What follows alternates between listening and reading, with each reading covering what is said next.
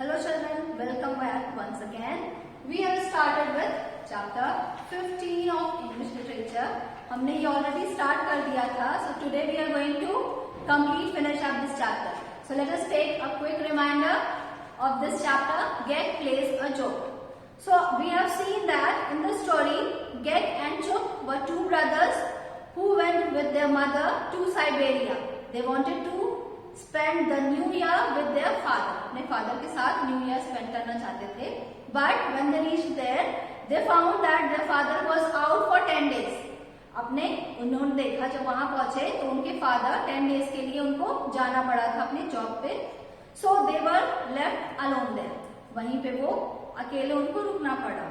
So mother was doing everything to just carry on the everyday work like chopping of wood और filling water.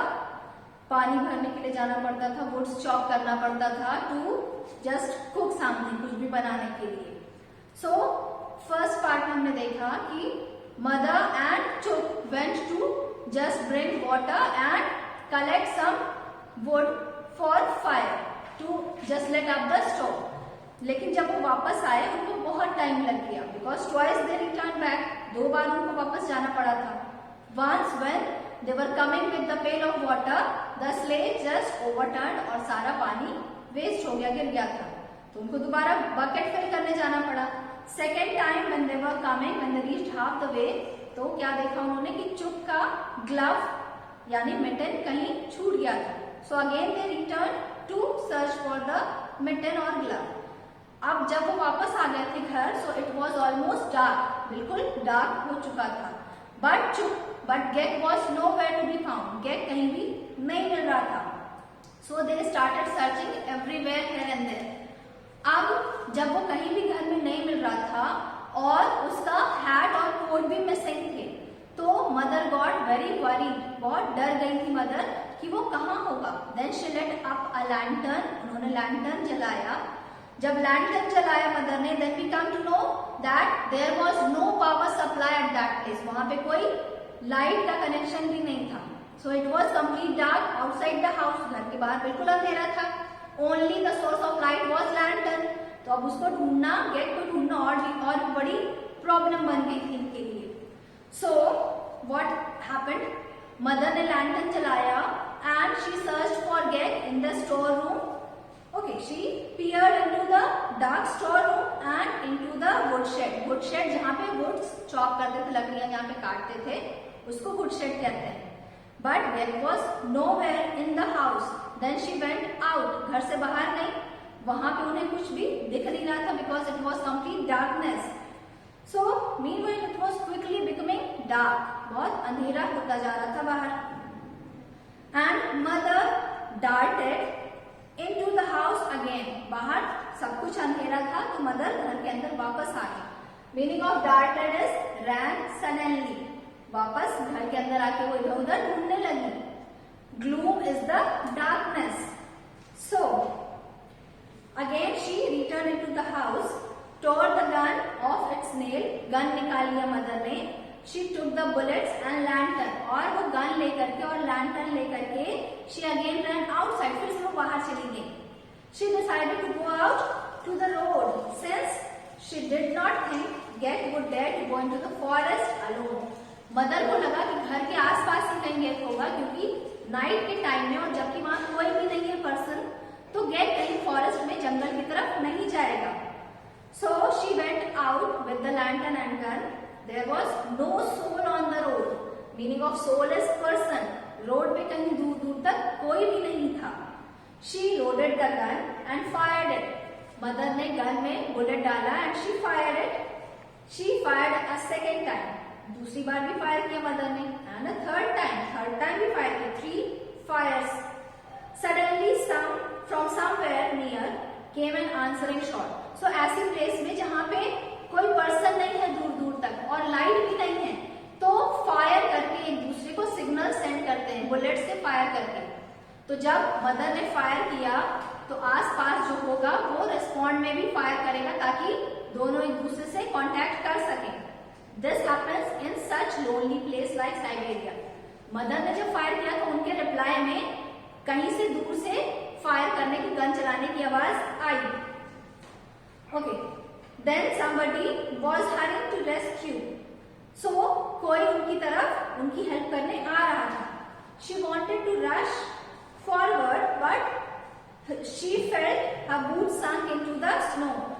Mother चाहती थी कि वो भी दौड़ के जल्दी से उस डायरेक्शन में चली जाए जिधर से फायर की बुलेट की आवाज आई थी, बट स्नो वॉज देयर, हर जगह स्नो था और स्नो में उनका बुलेट क्या था, वो अंदर धंस गई स्नो के अंदर। The lantern fail out of her hand, और उनके हाथ में जो लैंटर्न उन्होंने पकड़ा था वो गिर गया। It's glass broke and the light went out, और वो उसका ग्लास टूट गया और लैंटर्न बुझ गया, यानी अब कोई भी लाइट का सोर्स नहीं था कहीं। A piercing scream came from the watchman's hut, और किसी के चिल्लाने की आवाज आई वॉचमैन के हट से। उनके घर के ही पास में जहाँ पे वो स्टे कर रहे थे वहीं पे वॉचमैन भी रह रहा था। It was Chuck, और whose sound was there? Chuck was shouting. Chuck जो था वो इतनी कस के चिल्लाया था।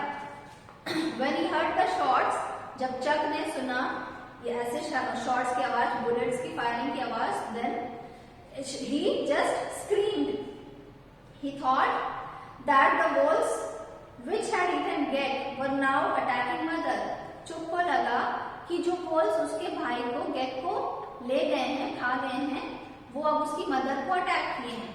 So उसने ऐसा सोचा चुप ने कि उसके भाई को wolves उठा ले गए होंगे, क्योंकि वहां पे तो कोई पर्सन था ही नहीं। She threw the lantern aside and ran the door open. In a cloud of vapor, the dog raced in, followed by the watchman. Mother ने क्या किया, मदर अब कहीं नहीं जा सकती थी। She entered the house again. जब वो घर के अंदर गई तो उन्हें डॉग उनके पीछे पीछे आया, and the dog was of the watchman. Watchman का डॉग था। Watchman and the dog also entered the house. वो भी उनके पीछे पीछे घर के अंदर आया, and the watchman just asked her what happened, what is the problem, वो क्यों फायर कर रही हैं, क्या बात है। So the watchman then just inquired and asked about the reason. Then the mother replied, mother ने क्या कहा, an hour ago we were out fetching water, when we came back Gek was nowhere, Gek कहीं भी नहीं है, जब हम वापस आए घर तो कहीं भी नहीं था Gek।